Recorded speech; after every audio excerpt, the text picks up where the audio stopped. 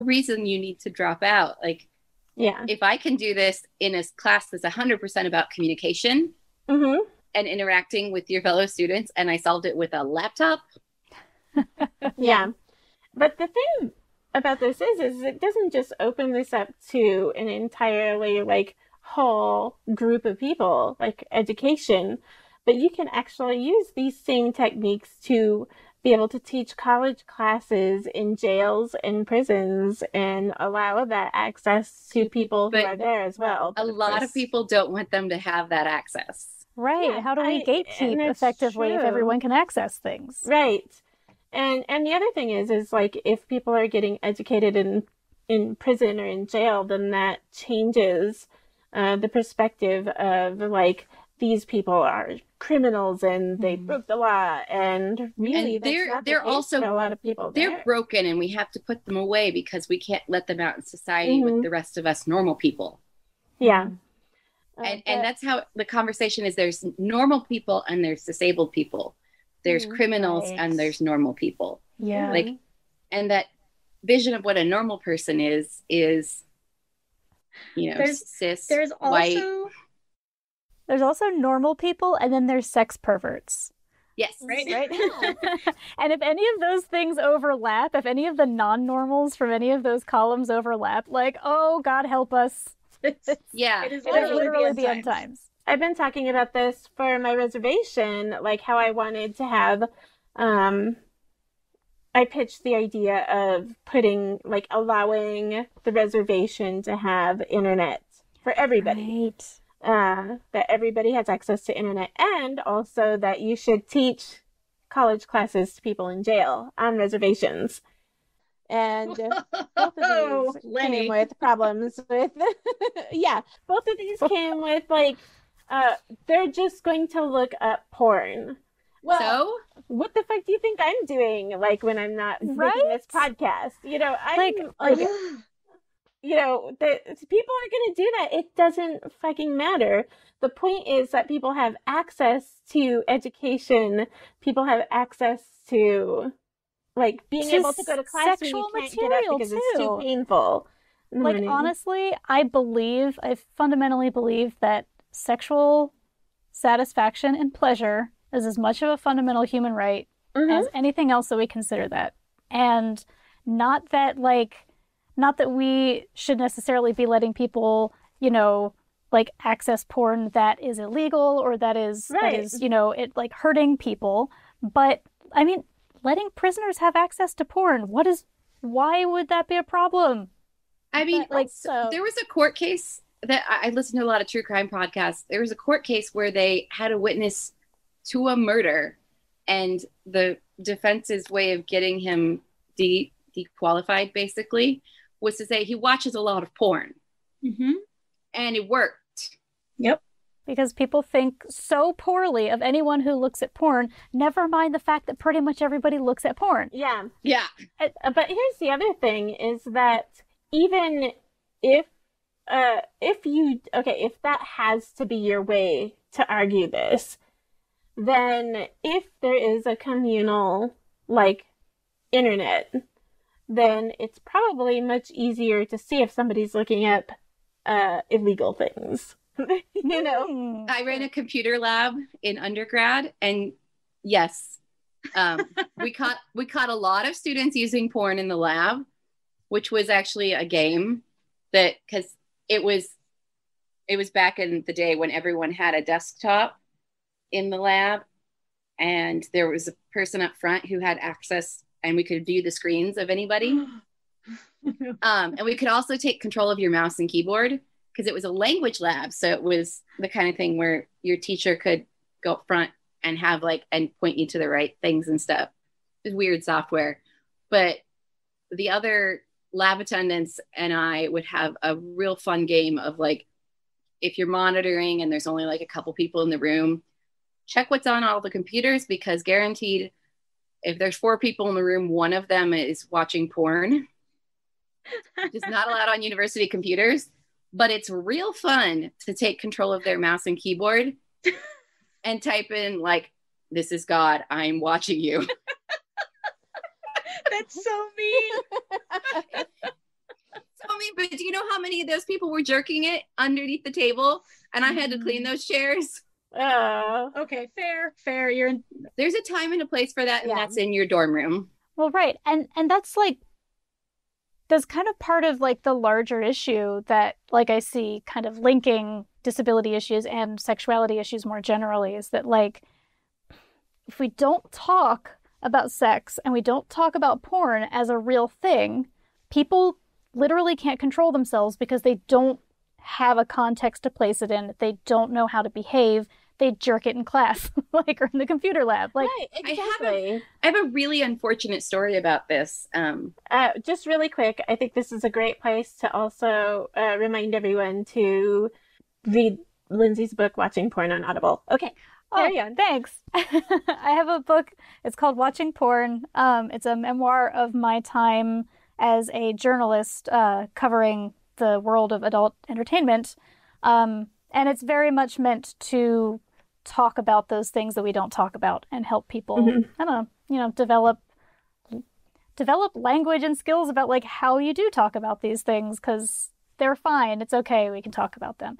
And I did get to narrate the audiobook version, which I am very proud of. Yeah. Awesome. Yeah. But I want to hear your story. Yeah. So where I went to school, we really didn't have much of sex ed. It was kind of the girls volleyball coach yelling at us that if you have sex, you'll get AIDS and die. Yeah. But the kids in the special education classroom did not even have that. They just didn't get any, which came around to bite the school in the ass big time. Yeah. When two of the students in that class, who were also cousins, started a relationship, because we were in the same class, I think. So they were like 15, 16. Yeah. And I don't know how much actual education they got, because I wasn't in that classroom, but like they were telling everybody about it at lunch. Oh dear. Oh no. Oh no. But wouldn't it be nice if students were really like, oh no, instead of probably saying horrible, mean? I don't know if anyone actually said anything mean to them. I think it was just like a shock went through the rest of us. Just like, we're also like 15 and 16, and what do we do? Right. Like, right. We don't know. I don't know if anyone in authority ever even found out. Huh. Like, I honestly don't know what happened with that.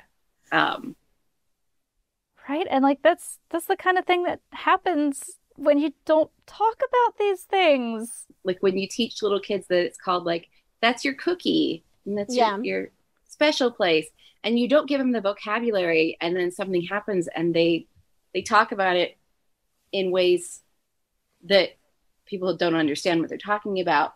But when you've got like, maturing people, like even adults with disabilities who've never been talked to about that, who you want to protect and cuddle them and save them from the dark, dirty world, they still have bodies. Right. Right. We see the same issue when talking about race, where we had this argument in class the other day where we were talking about how, oh, well, you can't tell your kids about that. And I'm like, well, people of color have to tell their kids about that because it's an issue that affects them.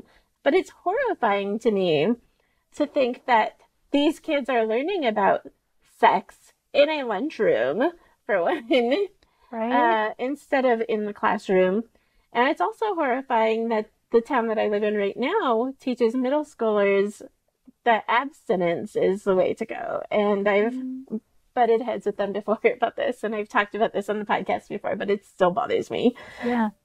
Well, it is like you have to equip people for the world. That is the purpose, right, of education, ostensibly. Right.